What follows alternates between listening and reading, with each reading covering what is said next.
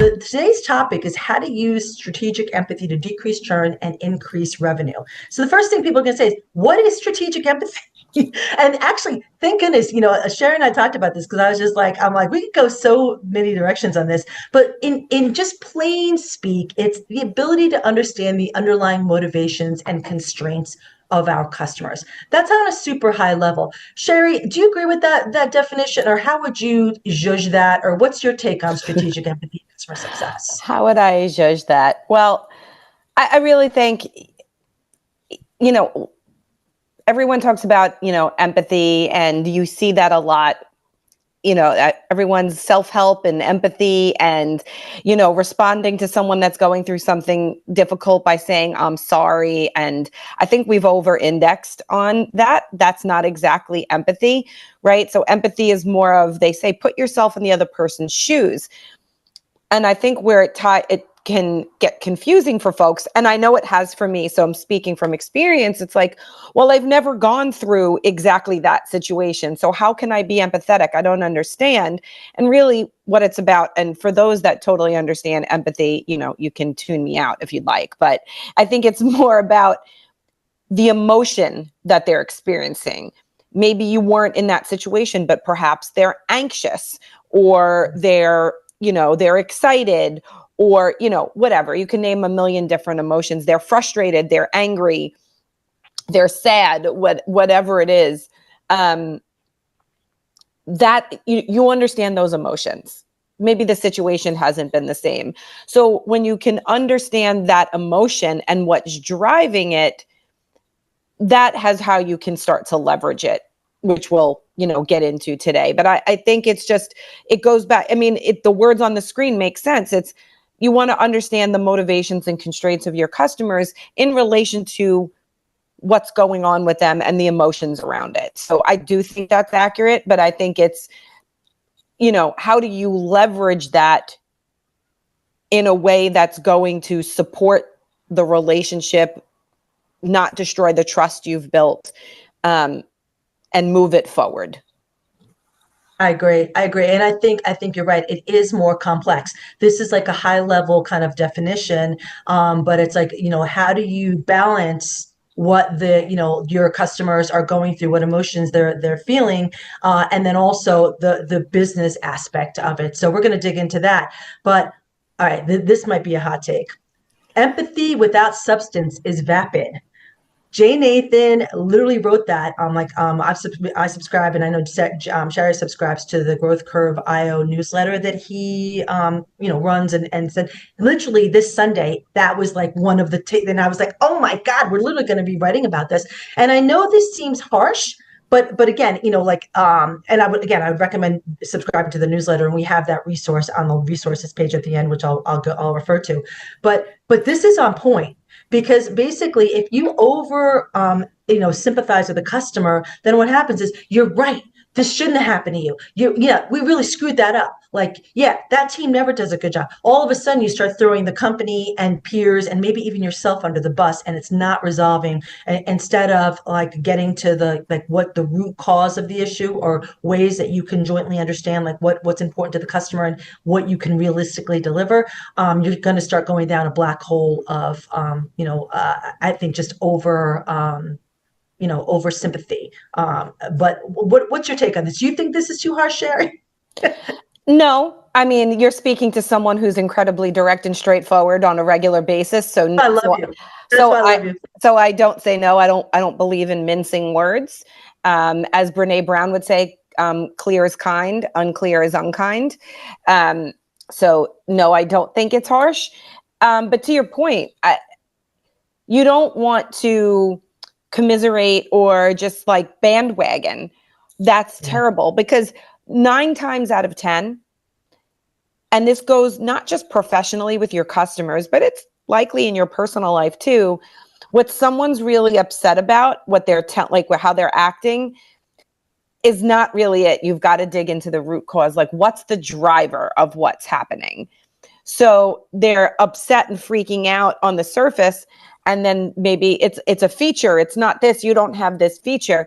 And I'm not saying that they're not frustrated about it, but what's the root cause of that? Is it because they're trying to get something done and they're on a deadline and they feel like they're going to miss their deadline, or there's a massive objective and something's riding on their shoulders? I don't know. And clearly I'm spitballing here, but I think you have to understand what is driving that, but still you can have empathy and say, I get it. You're frustrated. I'm frustrated, right? It's understanding the emotion and being able to recognize it. And then, like I said, get to the heart of what you need to get to the heart of. So I don't disagree. Fair enough. And I agree with everything you said too, because at the end of the day, it's about the resolution without sort of wallowing in the problem.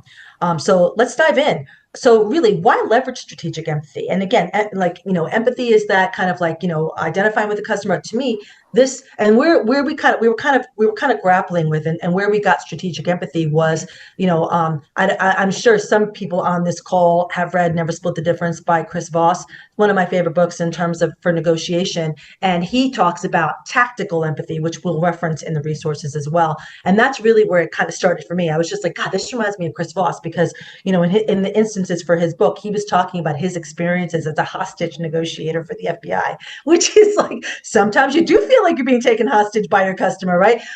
So how do you negotiate your way out of this? And that is by being more strategic. And I think strategic is one of those things a lot of CSMs are, struggle with, because they're like, well, what does it really mean to be strategic? Everybody keeps telling me to do that. How do I go from like, am I strategic now? I don't know. And these are certain ways that we sort of kind of talked through and said, like, how can you leverage this kind of definition. And so how we kind of, thought about leveraging is, customers, because we know customers who trust the vendors, they trust vendors who consistently deliver results, right? If you consistently deliver what you say you're going to deliver, the customer's going to start to trust you and they're going to see you more as a partner. So how do we get to that point, right? Because, I remember when I was in banking, one of the things that they would say all the time is like, you want to be the customer's trusted advisor. They just threw that, but it became like nothing. It just became like a couple of words, because it's just like, what does that mean exactly, right? And so some of the ways that you can get that credibility and trust is by and this is something I always write about and think about and stress: ongoing discovery questions. Discovery does not end when the sales process ends, right? Good salespeople are really looking, like when before they sell somebody something, if they're doing their job right, hey, what's your problem? What are your pain points? How big are those? Can my solution actually solve those? And if all those things align, the customer says yes and signs. But that's not where it should end. Really, in theory, and I know this doesn't always happen, but sales should do a handover to customer success and say, here are the things. Like they should write, like good notes in Salesforce or their CRM. If they don't, they should, again, I'm talking perfect world, but if not, they should say, hey, here were like the pain points and why they bought. But even if knowing that, you should continue to ask that question. Hey, my understanding is that these are some of the pain points and whatnot. Tell me more, just to confirm alignment. So again, and then also I feel like discovery continues even after that, because that initial conversation with the customer, handoff or not, is where you can start getting all the tools to create that joint success plan, which I mentioned next. And then ultimately for the ongoing conversations, because in joint success plans, you're trying to identify what are some of the goals, what can we measure, what realistic timelines can we put on this, and of course we're going to keep an eye on that and make you aware when you hit those timelines. But how can we keep in contact with the customer, not check-ins, right? No one wants to be checked in on, but how can we be relevant? And that is by sharing information, either industry trends, what peers are doing. Customers love to know what their peers are doing. They really do. They just want to know, like, hey, should I be doing something different? But I'm going to stop here. And Sherry, I'd love to get your take on this, because I know you've got some strong opinions on this as well. Well, first thing I'll say before I dive into the bullets, because I know we were, you and I were talking about those the other night, to your earlier point of, everyone telling CSMs, just be strategic, and no one knows what the hell that actually means. It's really just understanding your customer's business. It's knowing their business, how they make money, right? The market they serve, the challenges in that market, how your product fits into their tech stack and their business, and how it helps them achieve their goals. Because when you know those things, your conversation changes. Because now you're you're having a different type of conversation. You know what's going on in the market. You set news alerts, and you can say to your contact, hey, I saw that X was going on, just happened. Have you, that happened like, a week ago, it happened 2 weeks since, we spoke 2 weeks ago, that something has happened. How is that impacting you? Do we need to pivot on anything? Has your and they may be, I know we're talking almost like made up scenarios, but yeah, the CEO, like, or my boss, who's the chief customer officer or the chief revenue officer, said this and that. Okay, do we need to pivot? Let's pull up the success plan. Because now you're there, and I'm tired of saying trusted advisor and strategic advisor, and I'm not saying there's anything wrong with that. I am just personally sick of them. But now you're more than a vendor or solution provider. You are more of a strategic partner. You're helping them achieve their goals. You're having a different type of conversation, right? So those types of things, everything that I just said, and leveraging and understanding how they might be feeling.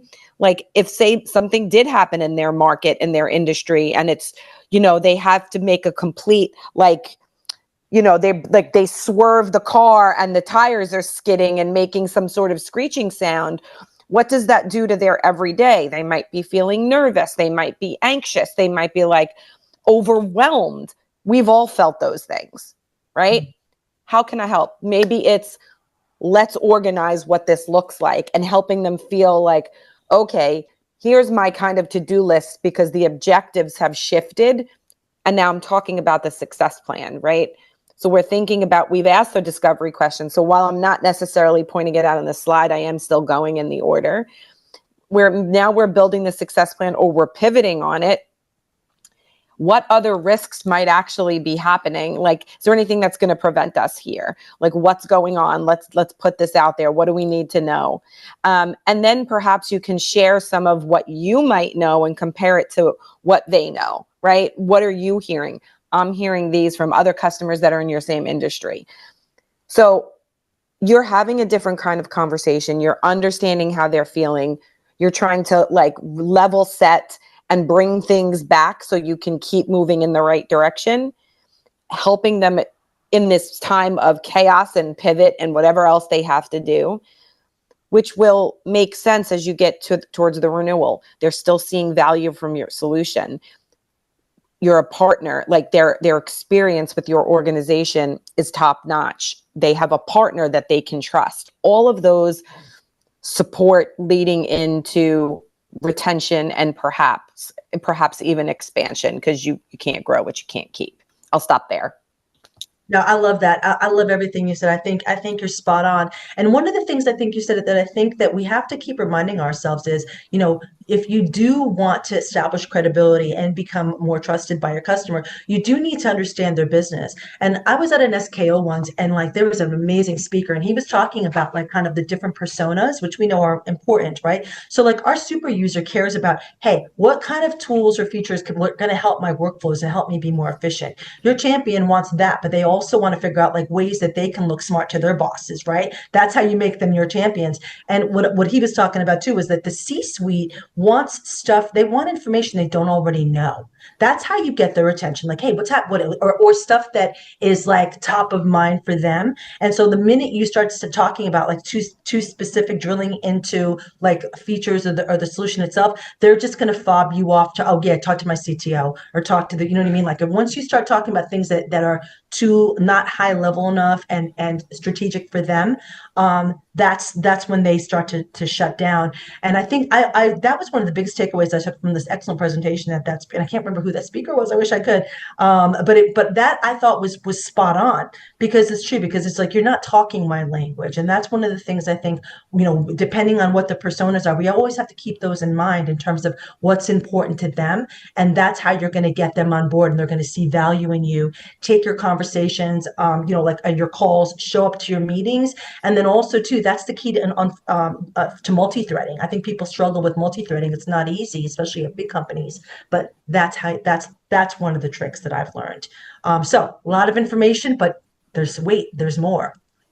So then from there, after, as Sherry alluded to, right, when you take all these steps and then, you kind of pivot or talk about like if you need to pivot on the success plans and again, based on what's happening in the different industry or with the solution or things, the way that they're leveraging it, you want to understand more about their business and what's happening specifically with them. So how do you, so when you're having conversations like this and you're digging deeper with your your partners, super users, champions, whomever, um, identifying expansion opportunities should, in theory, come up organically. Again, if you're doing that kind of ongoing discovery, you're staying aligned on the joint success plan and what's important to them. Because think about it, joint success plan, especially if you're like updating it, you're hitting milestones, and then you want to kind of refresh. You're asking more discovery questions. Well, what's important now? What's happening in your business in the next 6 to 12 months? And if you start asking those targeted questions, it's going to uncover buying signals. So it's going to say they're going to, if they, like for instance, if they say we're entering a new market, oh really? Well, we actually have solutions. Or maybe you want to expand your seats or like expand, how the solutions that you have. The team's growing, great. Maybe again you might want to expand your seats. Or they just launched a new solution, right? And they're going to be targeting a certain market. Maybe you have a related product in your portfolio that can help them. And I think the key is, because I think there's like it's that slippery slope of like, not, you don't want to sound salesy, right? I get it. Asking questions is how you have them basically say, they might, and again, if you're asking it the right way, they'll say, actually, our team is growing. What's involved if we wanted to get more seats? They've already asked for the business, and again, it happens organically when you're asking questions in the right way. Sherry, what's your take on this?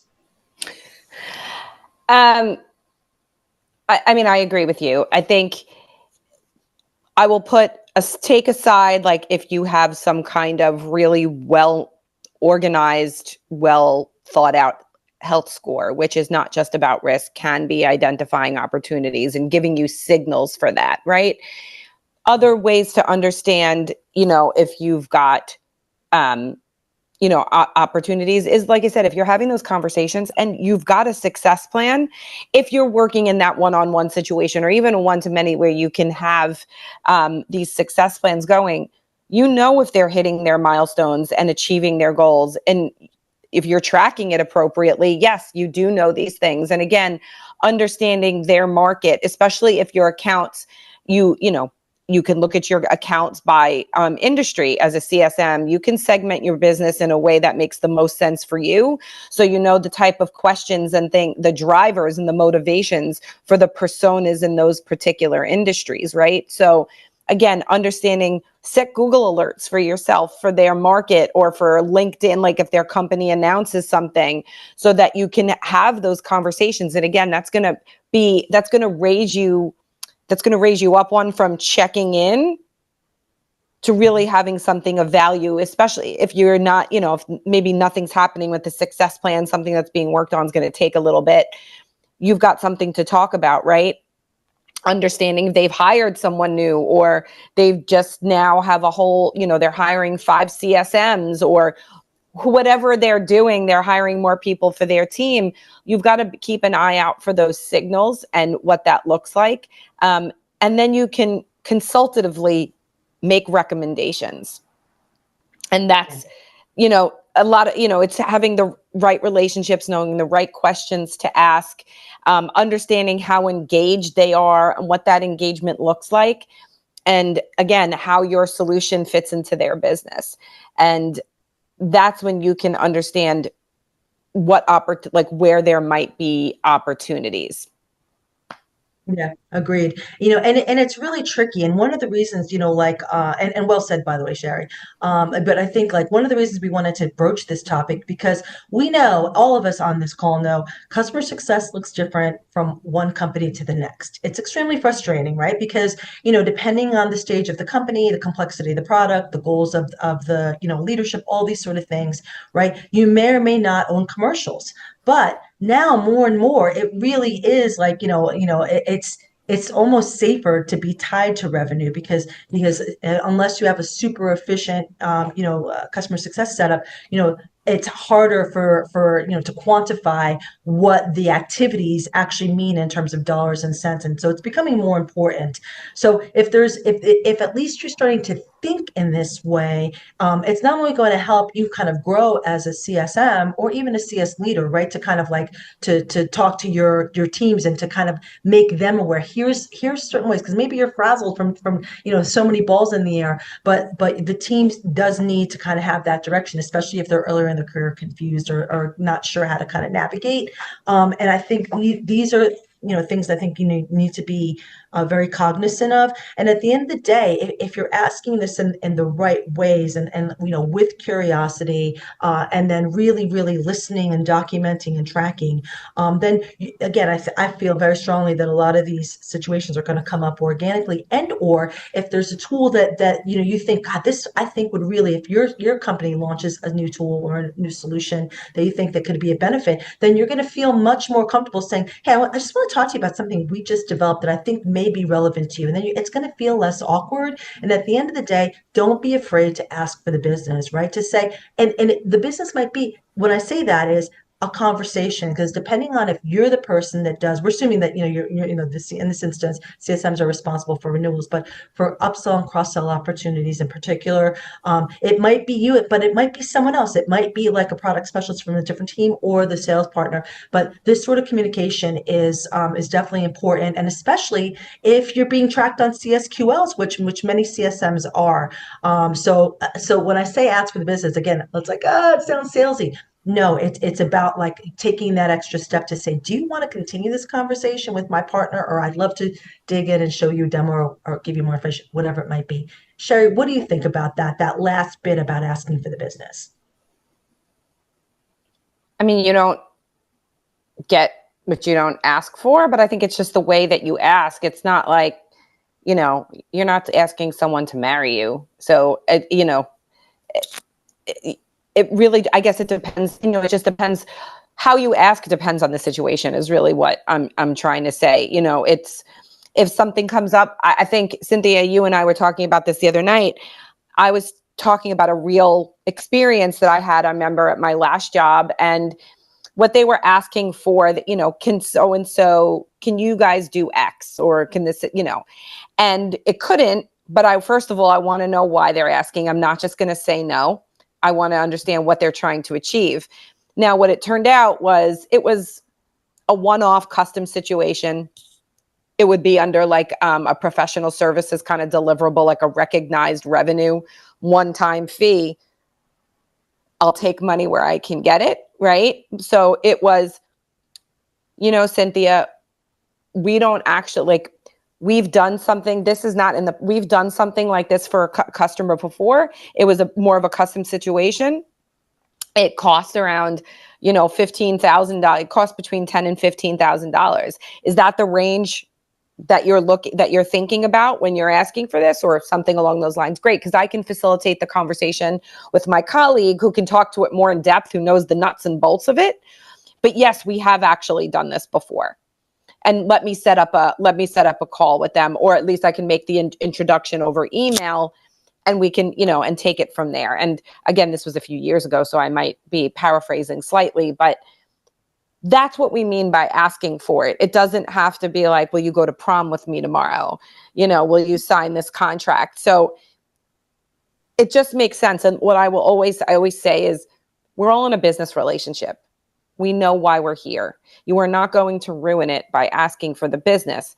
But what you don't want to do is ask for it and drive for it because you think you have to, because of a quota on your head. And I understand that that can be a constraint. But when you're pushing, and it's obvious you're pushing and it's not the right fit, just because you want to be able to notch this in and say, I got an upsell, that's where you're going to go wrong. I do want to mention one other thing, though, that popped into my head. If you're, I don't know, listen, I know that tech companies had a lot of rifts, and we're without a lot of people, and not just CSMs got cut, right? So if you don't have CS ops or CS enablement or any kind of, product marketing that, they're not maybe as forthcoming, see if sales has enablement, because sales always has to have enablement. Product marketing almost always develops things for them because they have to be able to sell it. And a lot of times, unfortunately, it only goes to sales and they forget about others. I'd like to think that has changed. But don't be afraid to, if you don't have it, either reach out to your product marketing team or reach out to your sales team and say, what kind of collateral or internal enablement do you have? Because it's really helpful to understand what they're studying so that they can have the conversations, because that can help enable you to think a little bit more. And as a CSM, sure, you're kind of a subject matter expert, right?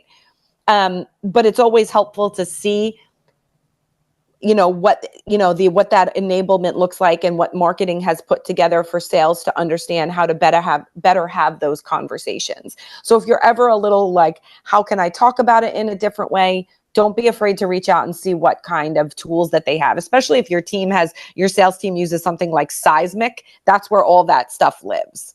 Mhm. So just something to think about. Yeah, that's a great point too, because I think, like, you're right. Like, I wish that more CSM teams were enabled in the same way that sales is, but those materials do exist. And if you do feel like, you want to like help your customers grow their business and you feel like there's solutions that might align, that's a great way to kind of just get some high level information and then pass it off or follow whatever the process is. So great point on that. Awesome. Or So I know wait, that. one last thing. If you're Yeah, not sure, read your own website. done. Read your So own easy. website. Read your own website, but beware of marketing jargon because that thing is laden with it. Nothing is majestic and optimized. Like sometimes you read stuff and it's like word salad. You're like, I don't even know what the hell that means. Distill it down. Understand how your company is going out there into the world, because that's your kind of your awareness. That's your marketing funnel, right? That's how people find you. That's what they read. That becomes awareness and consideration, top of the funnel stuff. So it's always good to understand what your website says too. Yeah, great point. And really, like, one of the reasons that CSM is in such a powerful position to have these conversations about expansion opportunities is because you're less of a threat, depending on, again, if you have been able to establish that trust, and again, if the salespeople aren't responsible for upsells, cross sells, you're not trying to sell them something. They trust you more, so it'd be easier to kind of like bring up the topic and see if it is relevant and then act from there. But a lot of information. Before we jump into the breakout rooms, I did want to show you a couple of things. We have an addendum at the end because sometimes people say, "Okay, that sounds nice, but how do I leverage these? Like, how do I actually broach this?" And so, we just have a little slide here. What tactics can CSMs use? And this was from Never Split the Difference, and it's things, but it's not limited to that. But things like labeling, mirroring, silence, and acknowledging fears and concerns, and then how to act from there. So just a little addendum as a reference, and then also we always have resources.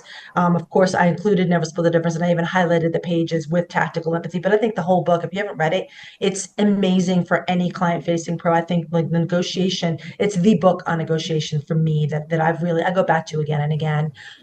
Rod Cherkis just released a book, Reach, which talks about like kind of figuring out frameworks for commercials in the post-sale motion.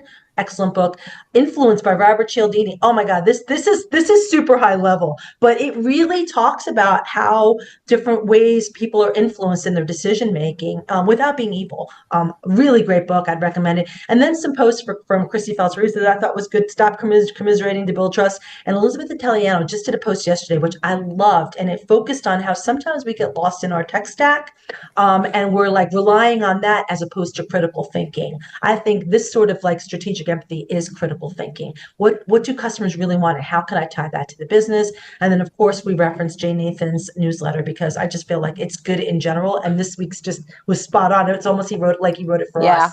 And just so you know, guys, too, it comes out twice a week, Wednesday and Sunday. Wednesday is a shorter, like a tidbit, and that comes from, his partner in crime, Jeff Brunsback. And then, but even though the email says Jay Nathan, it's the two of them. And then Sunday is the longer one, and that's Jay. So it's just worth it, because I know, like Cinthia and a lot of us, we are inundated with newsletters, and I have pared down quite a bit because all CS and nothing else is going to make me dive out my window. So I want to be very intentional about the content that I consume. And Jay's newsletter is just, it's at the top of that. So it's worth it, especially because it's in bites that are digestible. Like I don't have to sit down and get comfortable and make a cup of coffee before I, settle in for, War and Peace about customer success. So it's not like that. That's a good point. It truly is like a 3 to 5 minute read on the Sunday even. And the Wednesday, it for sure is like 3 minutes. Like, you know what I mean? So agreed. All right. So before we chuck you in the breakouts, we have the breakout notes in the chat. Kathy's put that in. The question we're asking is, can you share a story when you uncovered an upsell cross-sell opportunity? And we're just like, you don't have to answer every single question, but things to consider on top of that, the add to that. How did you identify the opportunity? What did you do to move the process forward? What was the result? If it didn't work out, why? What would you do differently next time? So stuff to think about before we chuck you in there. Let me sort this now. It's going to be quick breakout rooms. See how many people do we have in here. Let's do. All right. And there we go. Let's create. There we go. And see you on the other side.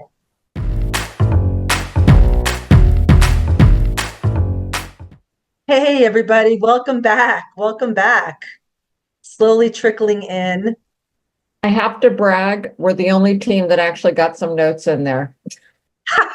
Awesome. Go, Awesome. Fran. Go, Fran. Only because Fran was taking notes. I was. Thanks, Fran. And I talked first, so I knew what I was saying. Kudos to Fran, because I am the guest co-host and I was at a group and did not even try to open the document because I completely forgot about it. So I have dropped the ball horribly. So my group, sorry everybody. I'll take ownership of that one. No, fair enough. And apologies. I think some people ended up in like rooms with the doggone note takers. Sorry, we love the note takers, but they sometimes kind of like mess up the conversation. But guys, so it looks like Chetna says, awesome discussion, Debbie and Emma. What are some takeaways, Chetna or Debbie and Emma? Tell us what you guys were talking about. Yeah, so I was in the group with Debbie and Emma. It was amazing to discuss how the knowledge of the product offerings really help us make those strategic conversations. And Debbie, would you want to add something, Emma?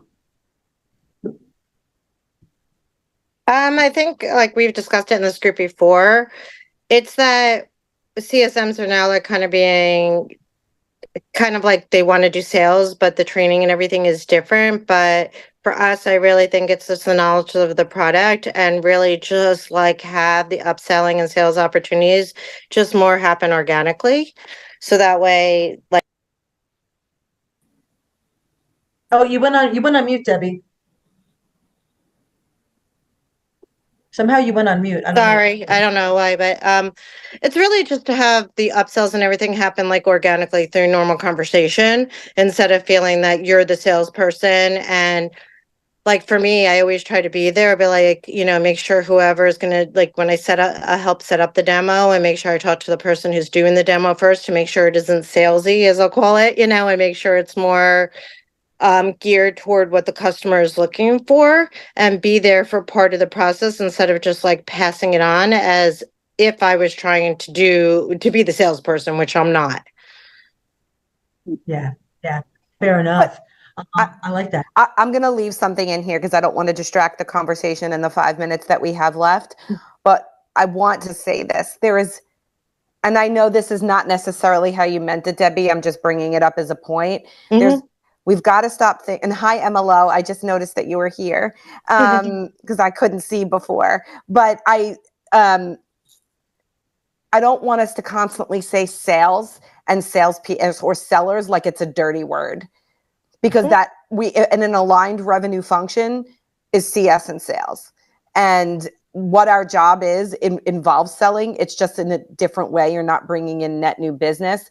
But I know what everyone means by being salesy, and I'm guilty of it too, but we have to stop treating it like a dirty word as we get more and more revenue responsibility, because it's only going to cause us to have this barrier of like sales bad, CS good, and we're going to perpetuate the stuff that we don't want to continue happening. So that's not a dig on you. I get it, but I just thought it was important to bring up to everybody as something to consider as we move forward. But totally get it. I'm guilty of it too, but it's a good reminder for myself as well. It's true. It's true. Anybody else? Any good takeaways from your chats in the breakouts?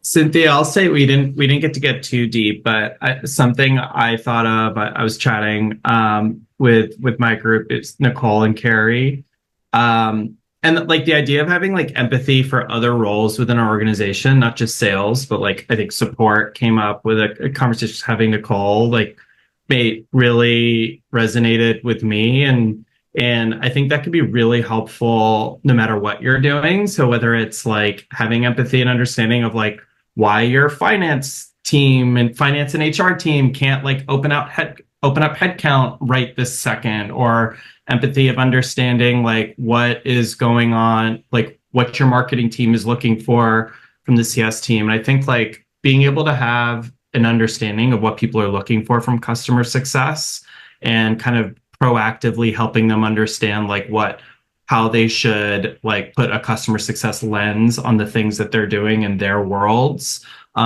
just felt like really like a good takeaway from like our conversation, sort of something I was thinking about. I love that. I love that because I know like many leaders will say that CS leaders talk about how like CS is a company initiative, not just Yes. a department, right? And how do you do that? It's not by otherizing your internal peers. It's by trying to understand like how they work, how you can work together, and how you can ultimately serve the customer. Carrie, you had a question. Yeah, I was just following up with something that I had said in our group, and I was in the sales department, but I was with a customer, or I was on the books of a customer that had never had a lot of follow through. They just didn't want to be bothered. I think they were just too big of a company, and they were like, no. And so I jumped in at a level where they didn't realize who I was, and I just said, I just wanted to let you know there's a problem, and I explained it, and he was the vice president, and he hooked me up with his associate vice president, and we had ongoing talks, and it did lead to later sales. So it's not always, oh, I'm sorry, oh, we messed up. It's, this is a problem. These are the facts. Sometimes it's just that much, that's all they need, because they're busy doing their business. And they don't like hearing bad things, but sometimes you have to be the bringer of bad news, and hopefully it opens up doors. Oh, I love that. That's a perfect spot to end because I agree. Sometimes the customer can't have what they want. Sometimes the answer is no. And it's better to take the pain on the front side, and just be straight with them and then work through what needs to happen next. And in Carrie, your instance, it was pretty much like, okay, let's go from there. So great point.